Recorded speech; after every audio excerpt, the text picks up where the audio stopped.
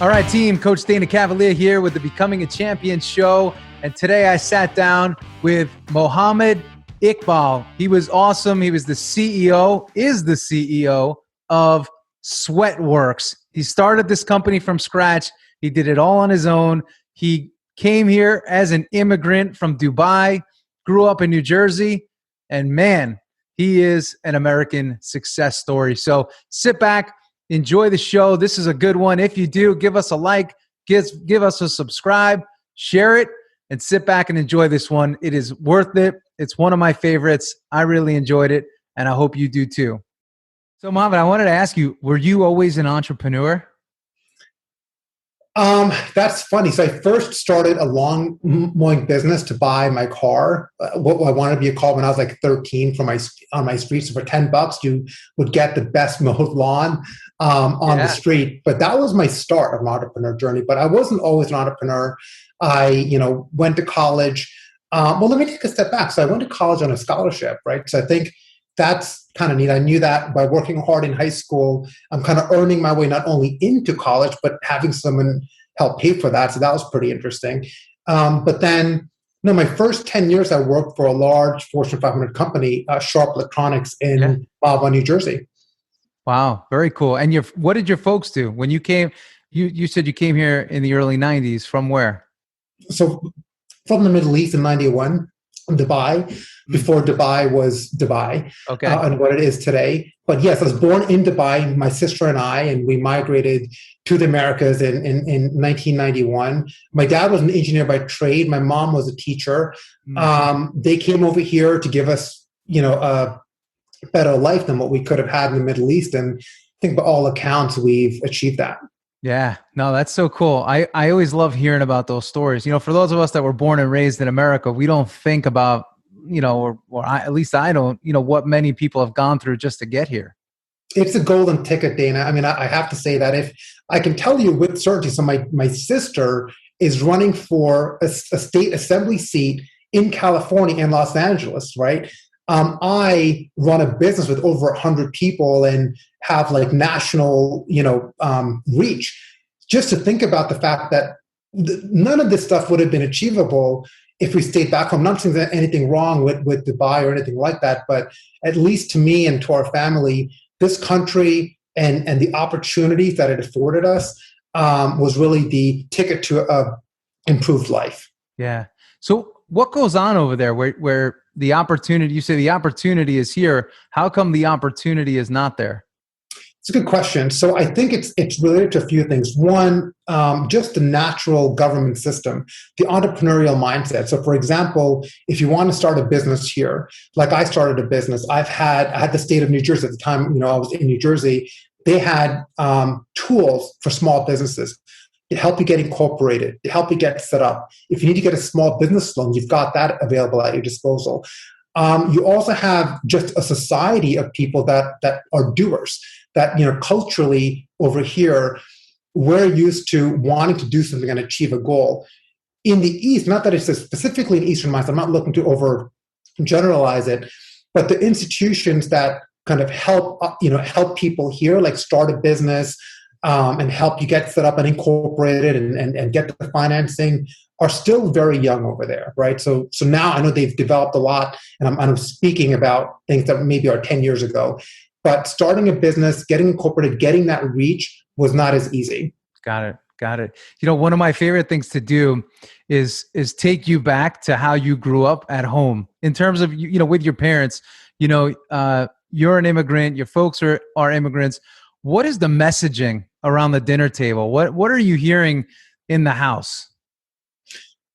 Work hard. I mean, if there's one thing that my mom and dad always instilled in me is that, just be a hard worker. And they didn't really, focus so much on the outcome as the effort. And I thought that was really, because I still take that today. In fact, I preach that to my team, that as long as you gave something your best, let's not focus so much on the outcome. The outcome's important, but you've got to give it your best. So they said, one, you've got to take care of yourself, right? Like if you want to get something done, don't wait for somebody else to do it. Go out and do it or figure out a way to do it. I felt like that was really good. And also, I think this idea, even though I didn't know it at the time, I remember going to the Intercontinental Hotel in Dubai. That was where the gyms were back then. You had to go to hotels. Okay. And, you know, it was almost like a daily occurrence. My dad would swim. He loved playing squash. So I'm in the water. I took martial arts classes. I played squash with him. I would get on the bike. I don't think we really viewed it as quote unquote like fitness as I would do today as a more structured workout and a program, but it just became a part of our routine. So that was, I think, really important. But really for them, it's, you know, seize the opportunity that you're given. That was one important value. So their job was to open the doors, and it's our opportunity. It's our responsibility to walk through the doors and make something of it. And don't rely on help. Like, don't expect help to come to you. And I felt like that was really important. And that could be, you know, whether you expect your country to make something and help you along your way, or you're expecting someone or someone else to do that. That was instilled at a very early age, that you have to make your own way, and everyone else is there to kind of support you and push you along, but not pave the path for you. Yeah, I mean, those are some things I remember as a young kid. Yeah, I love that. I always love to hear just what it's like to grow up in other people's homes, because, you know, we know what it's like to grow up in our home, but we don't always know what it's like to grow up in somebody else's. So, you know, there's a reason why you are where you are and why you've gotten to where you've gotten. So I think it's always important to uncover that.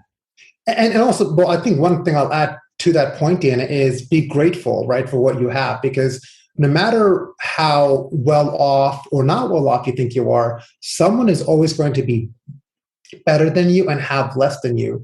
So they were struggling times. It wasn't, you know, look, we came here as immigrants. We didn't have any government support. Like my father and mom paid their own way to get here. We weren't on Social Security. We never got on welfare. We didn't, like I said, we didn't have any of that. And so there were definitely times where it was tough. But hey, we were still happy and moving along. Yeah, I watched this. It was like a documentary years ago, and it was called Happy.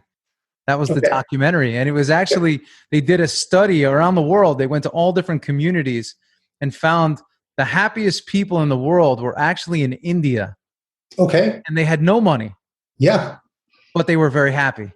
That's right. You know, so it's interesting where here, you know, in America, you know, you grew up in New Jersey, so, you know, it's a lot like New York and Long Island. You know, it's don't knock the hustle, but that's where, you know, you got to be growing, you got to be earning. And if you're not, then you can't be happy. Right. Well, there's pros and cons to it. I never equated, I'm a big fan of the hustle. We can get to that later, but I've never equated that to be happiness. If you know, the hustle to me feeds a drive and feeds a passion, but I never typically tie them to how happy I am. Which is smart, because, you know, being an entrepreneur and the different stages of entrepreneurship and business, you know, it's not always profitable. There's always, you know, elements of, you know, hey, what's next? What's going to happen here?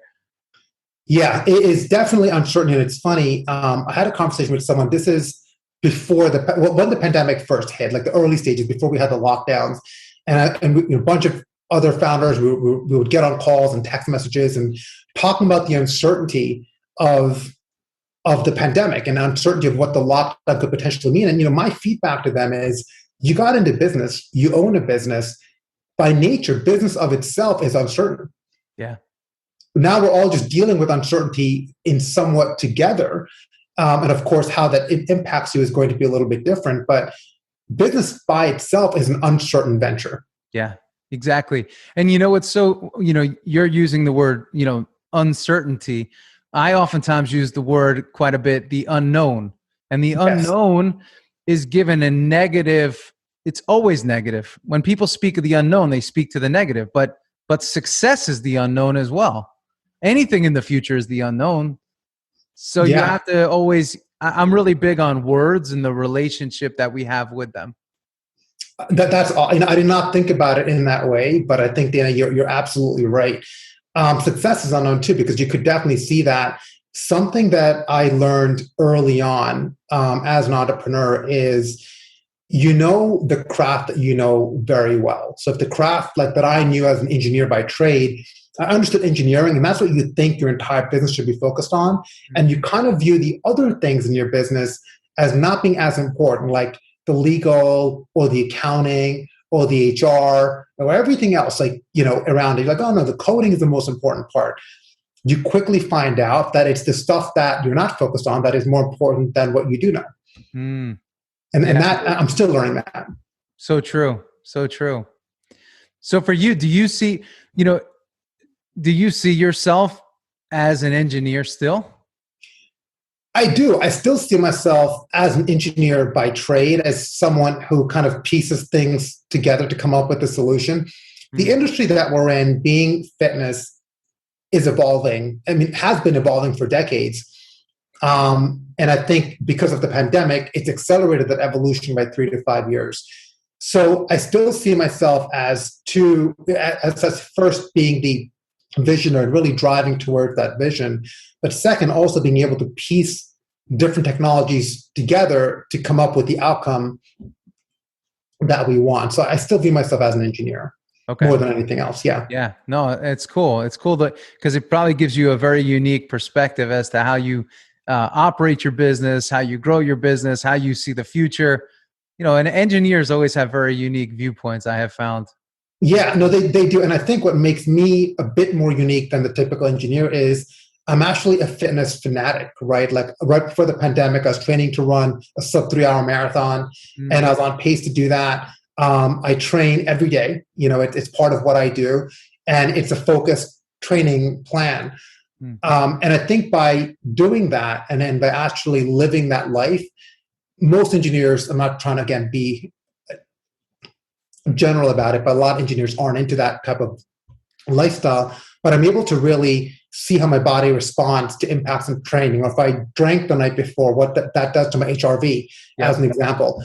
And then really pull that together. So I kind of see my life almost like my own lab in some cases, and I'm able to translate that. No, that's awesome. You went there a little bit, in terms of engineers and fitness. I was going to go there in terms of engineers and entrepreneurship, because there's a certain amount of creativity and uncalculated risk that goes with being an entrepreneur, where every engineer that I've met, and even those that are in my family that are engineers, they're very methodical. Yes. 1 + 1 = 2. And there's always this, there's a more of a linear mindset, where entrepreneurship, is a very different animal. Absolutely. And if I were to take a step back and think about the evolution of our business, I think that I'm kind of in the middle, where I'm not a visionary who has come into this, without having the engineering mindset, where I'm taking uncalculated risks. And here's an example, right? We are north of 100 employees strong. We're in several, markets around the world. We're next to Peloton in terms of connected, fitness devices, all of our brands combined. And I was able to do all of this without getting on investors, taking on debt. I took on debt at some points during the growth. And I think that's been rare, right? And I think it's because the engineer in me still was like, yeah, I am going to take some risk, but it's controlled risk. Yes. I'm not just going to throw it all out there. So I think I'm kind of in between the two. Okay, Mo, I have a question for you on this, because I love when entrepreneurs talk about risk, but also talk about taking on money. And hear me out. When you first started Sweatworks, were you somebody that had the mindset of, I have to go take on money in order to get this thing going? So initially when I started Sweatworks, I wasn't sure. I had an idea, because again, I was in fitness. I would run races. I would go work out at the gym. And I saw that there's this huge disconnect between where fitness was and where it needed to go. And where it needed to go for me is that I felt like I knew that fitness for me really improved my quality of life. Just like we talked about me being an immigrant coming from Dubai to the Americas improved my quality of life, right? And I felt like fitness can really help improve the quality of life of virtually anybody. If you just went out for a walk every day, you drank more water, whatever. But why weren't people doing this? Obesity was still and continues to be one of the leading causes of debt in the country, followed by heart disease, which could also be tied to obesity. And I'm like, what's the challenge? Well, the challenge came out to access and knowledge, and knowing that if you make these smaller changes, you're going to lead a much better life. And you could translate that to economic output and national security and everything else. But I wanted to start a technology company that simply focused on making fitness more accessible to people. That ultimately is why I started this. And I said, a great way to do that is to take what I know and my engineering background and my background in fitness, go to big brands that already have these large consumers and a large presence, and implement new technology there. So that's how I started it. Now, initially, I had gone through a divorce in my personal life. So, divorce, I feel like when I talk to entrepreneurs, there's an inflection point that happens. To me, it was my divorce. Yep. And it was tough, right? Divorce for anyone is tough. How old were you, just out of curiosity? At that point? 32. Okay, 32. 32. I'm 41 now. Yeah. Okay. And that was tough. And I said, well, here's a good opportunity for a reset. I'd moved out of my house. I was living in an apartment. I said, okay, if I'm going to do something, now is the time. So I've always had this passion for being an entrepreneur, passion for getting into fitness. And I had this thesis of something that might work. So I started coding and I started working. I didn't know where it was going to go. To me, if it didn't work out in 3 months, I can always go back to my corporate job and get that job back or get some other job. And I felt like, fine, but if I had a window. Well, that cycle hasn't stopped. Now here we are 9 years later, and it's going. So it started with just me. I did consider taking on money a few times. Like there were challenging times. So for example, early on, I talked about the institutions that we have to help small businesses. New Jersey, helped me out with a small SBA loan at the time that helped me hire a couple of people to build product to get that out to market. But since then, it's just really been controlling cash flow, being smart with finances, not being extravagant with expenses, being frugal a little bit, and kind of spending your money where it needs to be, which is really on people and talent. Yeah. I love that because I come across many different types of entrepreneurs today, and some right from the jump, they start thinking about taking on money. And I think it's important to know the type of person that you are. Some people could take on money and it gets them to work even harder. Others feel indebted to the people that gave it to them, and it affects how they work. It affects their strategy. It affects just their intuitive sense. So I think that would have been me. And that's why I shied away from that. Because I would have felt like if I'm taking on someone else's money, I'm going to be indebted to them. Yeah. And it would have impacted what we've done. Dana, I'll give you another example. In 2015 or so, we made the decision to kind of get into hardware and really get strong on fitness hardware in particular. That was a huge risk and a huge investment. Yeah. And I can promise you that if I had investors in the company, they would not have wanted me to take that risk. But because it was just me, I was able to sign off on that and say, yeah, we're going to go ahead and do this because I really feel like fitness is moving more into this experiential space at home, and that there's an evolution happening in fitness where people want to enjoy this boutique experience at home because it's just harder to get to studios, it's getting very expensive. And then, of course, here we are now where it's the talk of the town. Yeah. I find it interesting. You said something earlier, how you wanted to engage more people, so they can take advantage of fitness and the benefits that come with it. And your mind went to, creating really like technology. Yeah. Right? Because it's what I knew. Yeah. Yeah. And most people would say, I got to open a gym. Yes. And that's a really good point. A lot of people would say, I'm going to open a gym because I have a method or I've got a program or a philosophy that I want to get out to people. And I did consider that as well. I'm glad I didn't now, but I did consider that. And then I look back and I said, how many people can I impact? Right? But instead, if I wrote an algorithm, and this actually happened my first year, if I wrote an algorithm for someone like Nike to help them get more shoes on runners and to get more people running, what is the impact that that's going to have? I could influence tens of thousands of people instead of trying to squeeze in 100 people a month into my gym. Yeah. So that worked and that happened. So now, we got a lot of people into running, and Nike, helped with that. What if I work with a brand like Spartan Race and got more people to show up at Spartan? Well, there's a brand with a lot of brand equity. Joe DeSena, amazing founder, great visionary, created an awesome concept. Well, how can we innovate with Spartan to do that? So we did things like getting in free photos, reimagining the whole check, and just making it easier to sign up for an event, right? And I really felt like that's where my value could be best served, is taking on what I know, working with either young brands or mature brands to help them reach their current customers better and also get to new customers. Yeah, I love that. You said, I took what I knew. Yes. Yeah.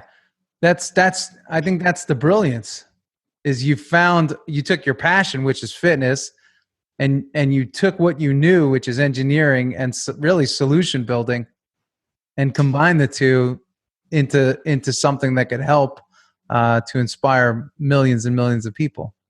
I always tell aspiring entrepreneurs that is too often people will look at an opportunity or look at a gap in a market and say, I want to go close that gap. But what do you know about that gap? And there's some, early examples, like when, again, COVID first hit more recently, everyone got into the making hand sanitizer business and making masks, and they were awful, right? Like a lot of people that made beer, right, got into making, and then you find out, well, these weren't effective, or these masks were really cheap, or that they weren't made up to, and that it caused broader issues. And that's a more, societal issue that happened recently. But if you're an entrepreneur or you're an aspiring entrepreneur and you're seeing a gap, first question I ask is, one, what do you know about that space? And if you are well versed in it, great. The second checkbox is, how strong is your passion? And you need those two pieces in order to really be successful, because there's going to be trying times. There's going to be times where you have to dig in deep. It's almost like running a marathon, and you get to mile 22. It's not about training at that point. When you get to mile 22, those last few miles, it's really mental. And it's about digging in deep to get that fire in you and to get going to the finish line. And as an entrepreneur, I feel like I hit that mile 22 more often than I want to admit, but it happens a lot. Yeah. What excites you today about what it is you get to do? Honestly, I think it's seeing the impact that we've had on people, whether it's on social media or from just walking down in DC or in New York and seeing brands that we work with, seeing people, get products delivered at home, seeing people wear those brands. Just people are now, have used fitness as a way. And part of it is because of the lockdown, and you weren't able to have face-to-face interactions, and that certainly helped. But I think seeing people get connected through fitness, connected through something healthy, where before you might meet a friend, after work for a drink. Yeah. And well, that really wasn't an option for many months. Now you're connecting over a Zoom fitness class, right? And that's kind of cool. So I think that's really has excited me. The other thing is to see that technology has finally caught up to where it could now be relevant in fitness. And we're working on some amazing tech that you'll see roll out in the next couple of years, like things like wearable clothing technology, new wearable tech that goes in your ear, bringing more capabilities to things you already have, like your Apple Watch, for example. So that's exciting as well. How do you stay creative? Because innovation is creativity. So it's easy and it's not easy. I would say and I'm definitely underserving our team here, but I would say it's easy in that technology or the building blocks of what we're doing is not something that we're focused on. All we're doing is taking different pieces of technology that are maybe used in other places and then bringing it together to create an awesome product. So to us, every month, every week in some cases, we're being introduced to new chipsets. For instance, I found out this week that Qualcomm is working on a new chipset where basically they're separating out the wellness part of what they're collecting from the main processing part. So things like heart rate data, movement data is not going to be processed in a separate part of the chipset. it would seem really boring and not important to most people, and nor should most people care. But to us, that's amazing because it allows us to do more than we could a year ago. So we have a lot of concepts, we have a lot of ideas, but ultimately what we deliver is going to be driven by what is available in the market. We'll innovate and create as much as we can, but there are much bigger companies out there that are focused on that side of things that kind of build us the infrastructure that we'll then put together. Got it. No, it's very cool. So for you, when you're building out Sweatworks, what was the moment when you said, that's it? This is going to be, I mean, I know you mentioned that the divorce was a catalyst, but what was early Sweatworks, when you were just kind of getting it started? What was it all about? It was definitely tough. It was just me with a lot of late nights, a lot of early mornings, and I had my son. I couldn't afford a sitter at the time. He was about two and a half.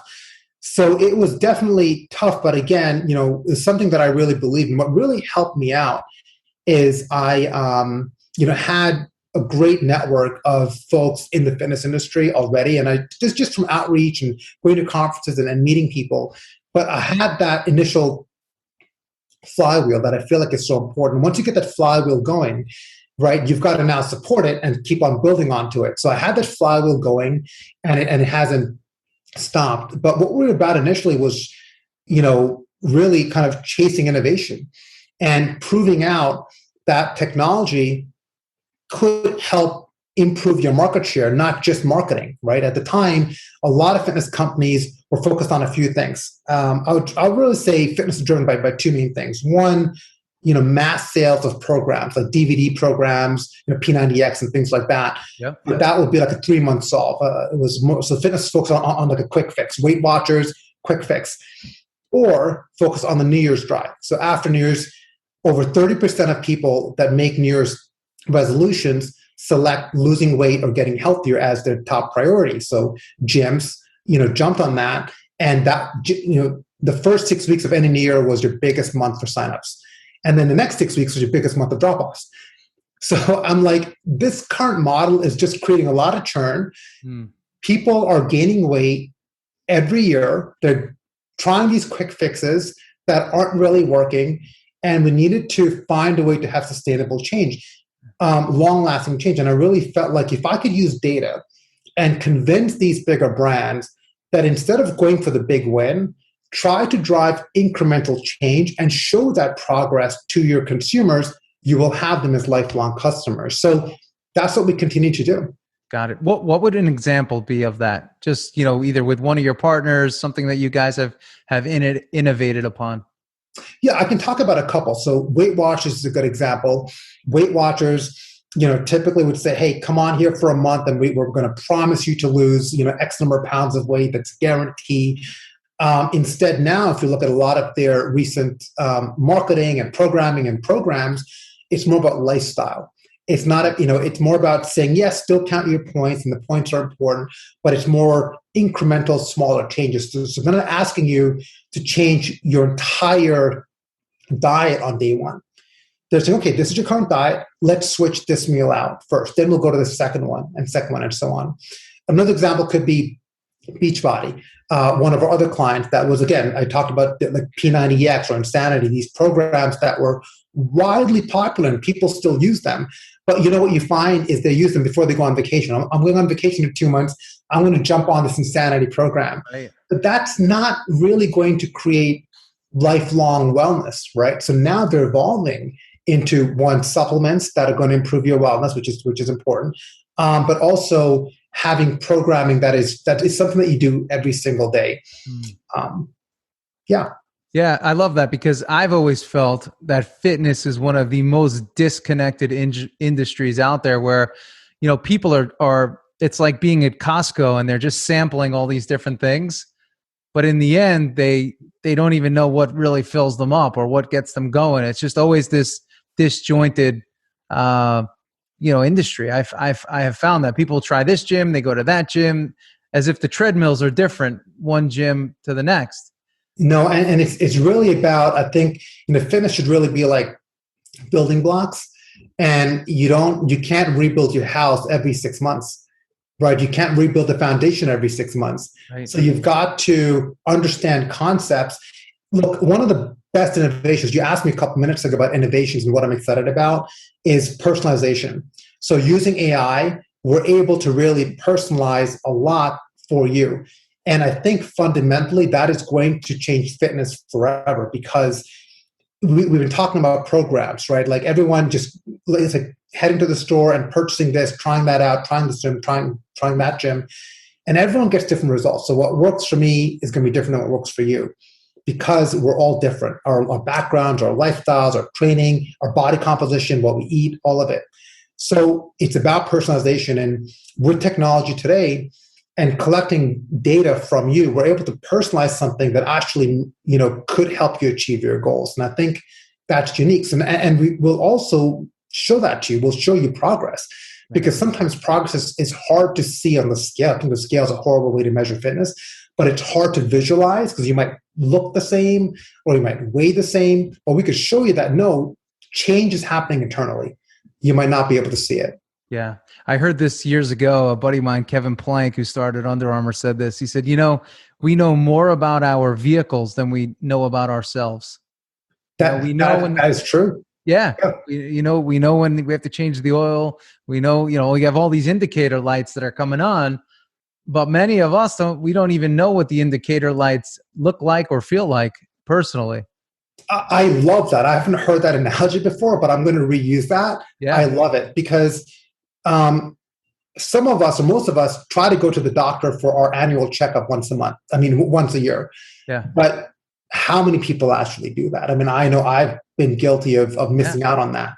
So what do those indicator lights look like?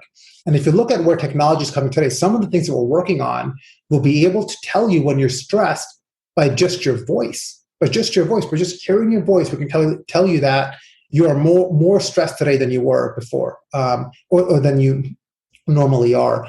We can also look at HRV from your heart rate to see how well have you recovered. Are you prone to injury? Should you have a hard training day today? So I think those indicator lights are coming, and in some cases they are. Here, you look at a company like Whoop, right, who's really innovated a lot. And I think, we don't work with Whoop, but I love what they're doing. Yep. Who's really innovated a lot on the recovery space, where those are your indicators. If you look at your Whoop app, it's going to tell you today's a great day to train, or maybe you should consider not training hard today, taking a rest day. I agree. Everybody needs that. Yeah, I agree too. For me, I would just love it to show up at some point with a complete system. Right. So I know, okay, recovery is, here's just where everything's right in front of us, as opposed to having all these, I got my Whoop band, I got this, I got that, I got 9 different things from 9 different companies all functioning independently from one another. If we could create a complete solution for people where, again, it's almost like they go here to this dashboard and they can see everything in real time. It's like, okay. I think it's coming. You look at, but I think that innovation, that ultimate dashboard, we're going to have to look at the bigger players. So we certainly will play a part in that, but we're not going to be the product, because we don't really make our own products. But I look at what Apple is doing and Google is doing with Apple Health. They're trending towards that direction. Yeah. And I think this is also an opportunity for our healthcare industry.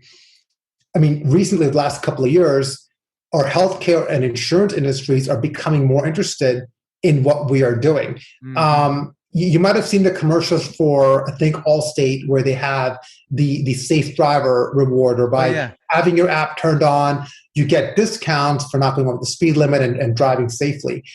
And that's innovative. Right? Well, why should person A pay the same insurance rate as person B when they're investing in their health every single day?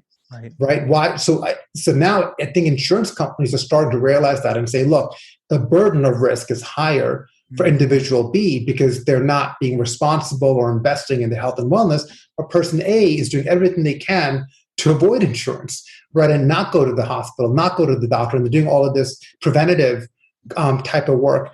And I think they're getting interested. I think innovation on that dashboard is really going to come from either our large tech providers, or in the healthcare space. And you're starting to see some of that now, Coach. So when you look at apps, for example, we use Aetna as our insurance provider. You could sync it up with your Apple Health, and they're getting data coming in, right? They're getting information coming in. So I think it's the near term, not the long term, where we'll see that dashboard come to light. Yeah, no, very cool. I think it's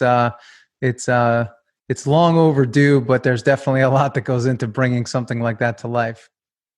Yeah, no, absolutely. But it's the technology is now here. So finally, we've gotten to the point where the technology's to the point where we could do something like that. Yeah, no, I love it. So for you, you've been building this company, Sweatworks, for 9 years, right? You've seen, ups, downs, left turns, right turns, and everything in between. What is it that you do to keep yourself centered? I know you said you love fitness, but like in terms of your daily routine, your mindset, what do you do to keep yourself thriving? Yeah, that's a good question. And it's taken me time, and I'm still trying to improve on that. I try not to let myself get spooked by anything, like no matter how, and that could be in two extremes, right? Something that could be considered a huge win, or something that could be a loss, something that is really disruptive that could potentially, cause issues.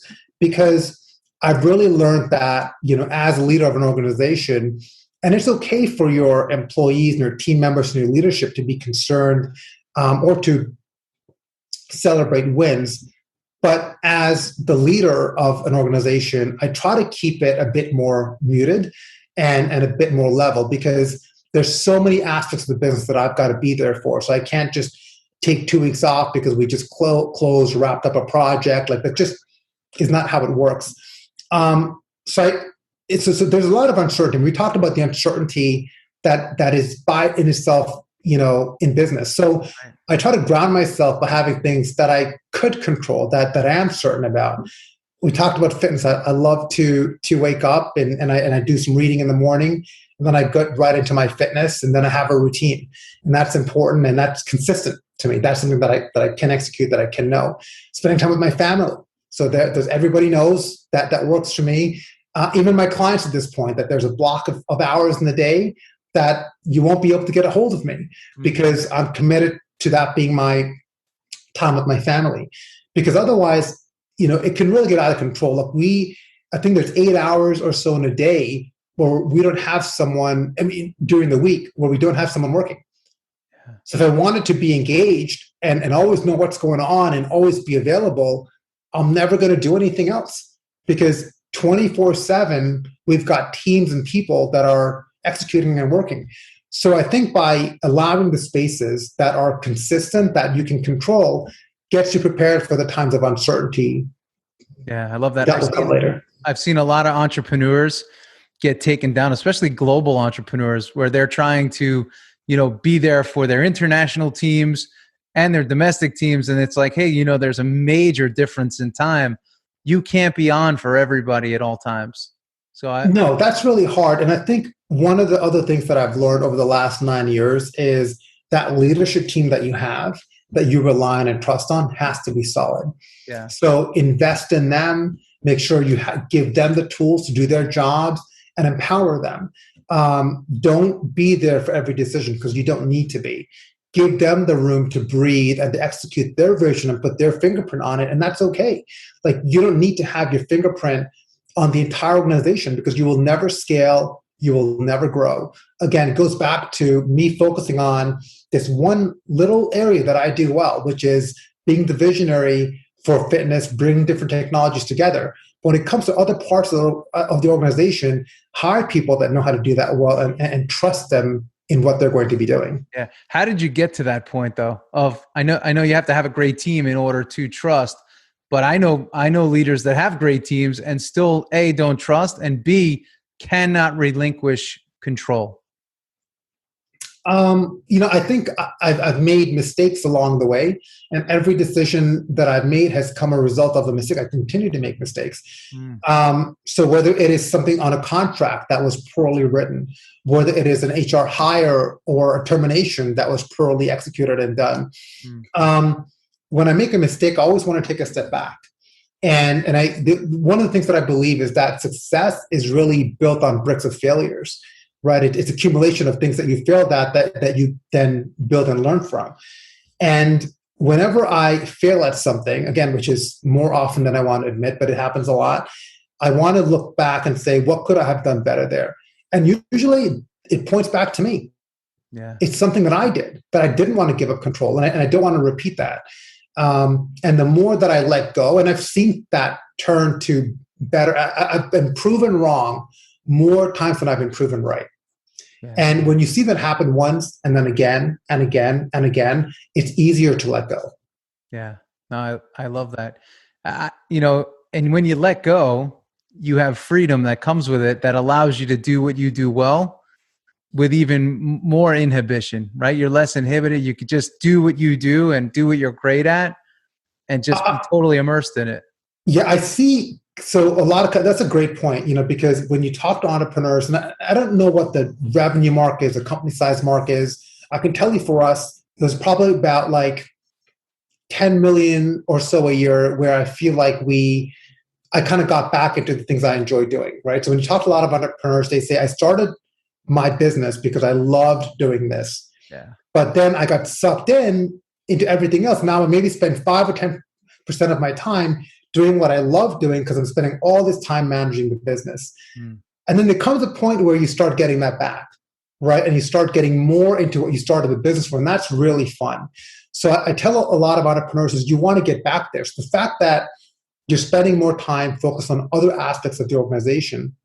It could even be, there's a point where I was responding to customer support phone calls, like literally, like I would be the one, like no one knew it was like me and that was my company, but I would be doing that, whatever it takes, right?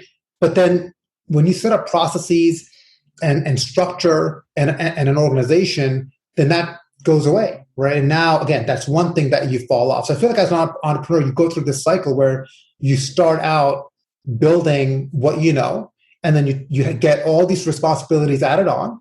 And then at some point, and to us, that was about when we hit about 5 million, those things start falling off because now you start hiring people to take care of that busy work for you. Not that it's just all busy work. Yeah, I get it. And then you get to a point where now you really start getting back into what you love. Yeah, it's cool. It's the reward for going through all of that. Yes. And surviving it. A lot of people don't survive it. Yeah, totally. So, I want to ask you, I call this the Becoming a Champion show. And I feel like we're all on a journey to become a champion. I ask every person this, what does the word champion mean to you? I think the word champion, I think everyone is a champion. I think the word champion is really a mindset.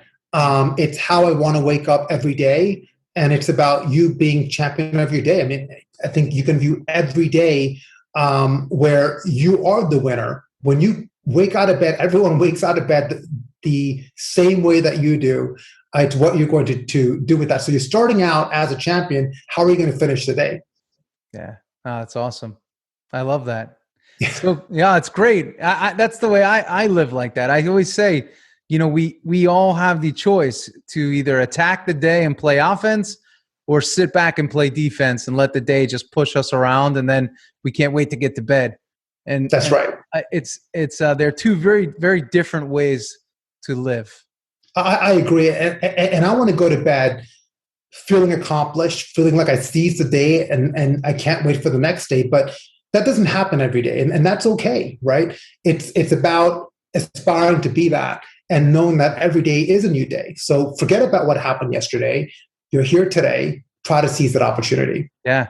Going full circle and coming back to sports, being hungry to come back tomorrow and attack is really an amazing thing. A few years ago, I shared the story. I was talking to Mariano Rivera, and he told me, I said, Mo, there was in the early 2000s, you blew the World Series. You were pitching, game on the line. If you got that guy out, we would have won. I said, what would you do differently? And he said, nothing. I'd throw the same pitch in the same spot. I'd do everything the same. And I said, well, what was your greatest regret? He said, the only thing I regretted was the fact that night the season ended and I had to wait till April to get back on the mound to redeem myself and to compete again. That's amazing. No, I love that. Yeah, that's really good. No regrets. He was prepared. He knew what he was doing, and he would do the same thing again. Yeah. It's like in sports, you fail.